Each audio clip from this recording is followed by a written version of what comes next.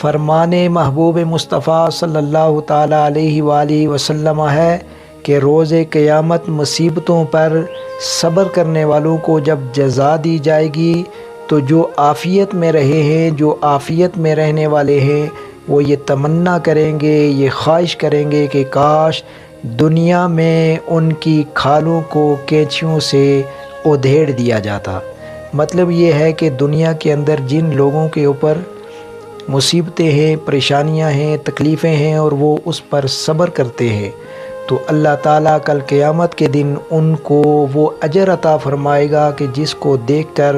جو دنیا میں آسائش میں تھے، عافیت میں تھے، آسانیوں میں تھے، وہ یہ حسرت کریں گے کہ کاش دنیا میں ہمیں بھی تکلیفوں سے گزارا جاتا اور ساری زندگی ہمیں تکلیفوں میں مبتلا رکھا جاتا تو آج ہمیں بھی اللہ تعالیٰ اس اجر سے اور اس مقام سے نوازتا۔ تو اللہ تعالیٰ سے دعا ہے کہ اللہ تعالیٰ ہمیں بھی صبر جمیل عطا فرمائے۔ وبشر الصابرین، خوشخبری ہے صبر کرنے والوں کے لیے۔